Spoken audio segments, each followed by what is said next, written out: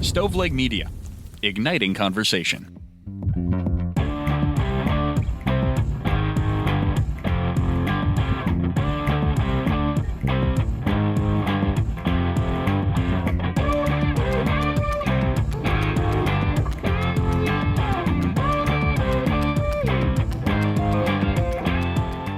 Welcome to True Crimecast Patreon. I am John here with Jamie, still snowed in. Still snowed in. It's been at least a fortnight since we've been.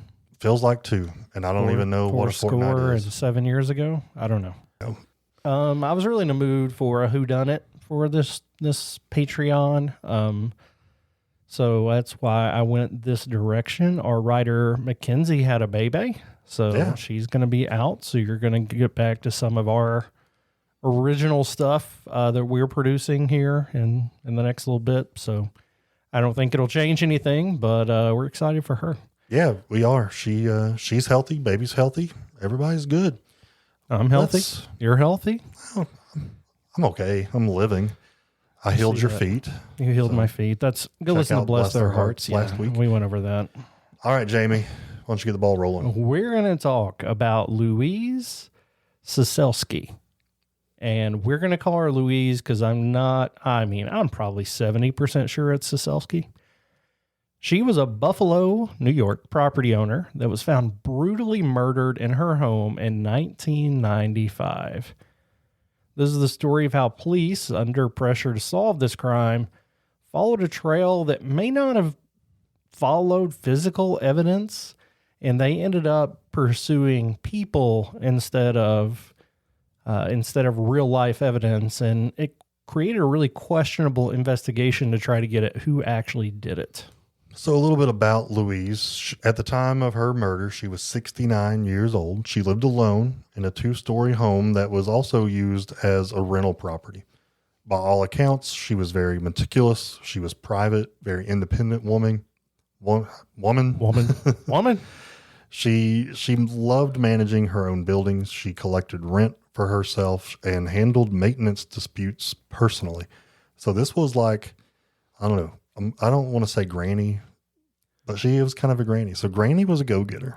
Yeah, and feisty, I think, was a word people used to describe her. And she's out there collecting her own bills. She's like her own goon out there shaking people down. She didn't seem like the kind of woman who would just like let people run over. So if people had any kind of, complaint, then she would deal with it. And that kind of put her in regular conflict with some tenants. And you know what? I'm not saying it's her fault, but people are just buttholes. Yeah. So maybe it was Mutual's fault. Yeah. I mean, by all accounts, she was kind and a good landlord, but she didn't, like you said, she didn't let people roll over her. But I think that just kind of put a pin in that. That might come up later. But yeah, you said it. She was known as a feisty lady and she handled her business, but she also just, she was the essence of strength and grit is how I picture this woman. May 19th, 1995 was when she was found dead in her home. When police entered, she had been beaten and stabbed multiple times. The scene showed signs of a violent struggle. Remember, she was near 70 years old.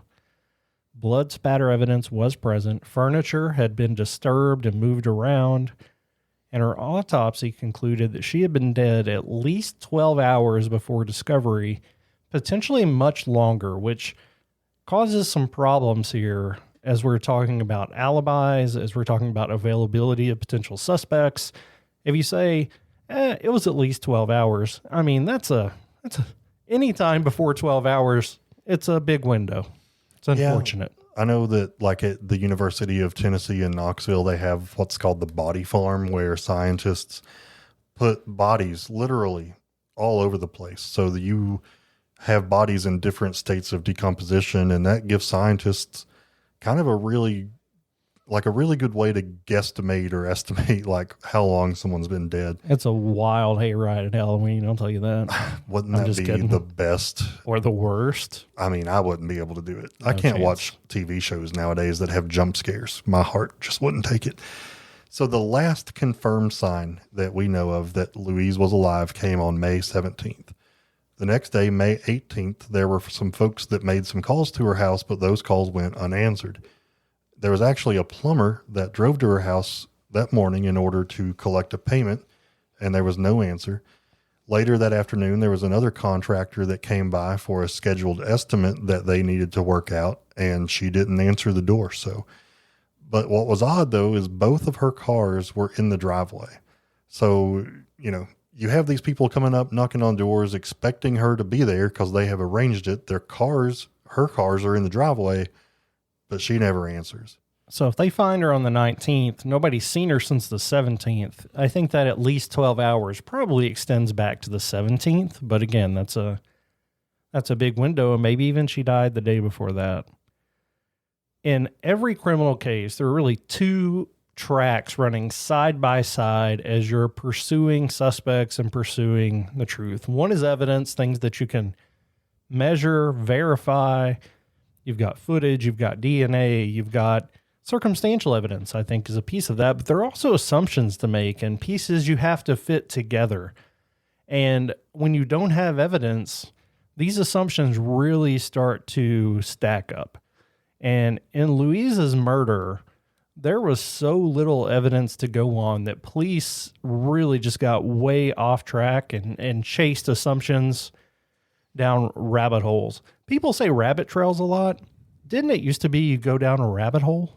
Yeah, I think you're right. I think Peter Rabbit goes hopping down the bunny trail. Sorry. Anyway, police go down this rabbit hole of assumptions to try to figure out who killed Louise and stopped paying so much attention to the evidence, which is a major problem.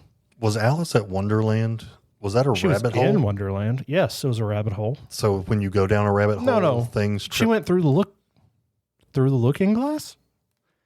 I don't know. I thought it was a hole. I don't read books. And the green grass grew all around. So investigators... Is that where the red fern grows? I don't know. It's a song. Investigators focused in on people that had some kind of beef with Louise, and unfortunately there were several. And like you said, without really strong physical evidence, you're really just kind of chasing any possible lead you can get. So she had ongoing disputes with a few tenants over rent and repairs. She was in legal proceedings against a man that she had sold property to, a man who stopped making payments, so at least 2 legal proceedings. But one tenant stood out to investigators, a man living in the building who had a prior manslaughter conviction. To finish this episode, visit patreon.com, patreon.com. While you're there, just search True Crimecast, and you can finish this exclusive episode only available to Patreon members.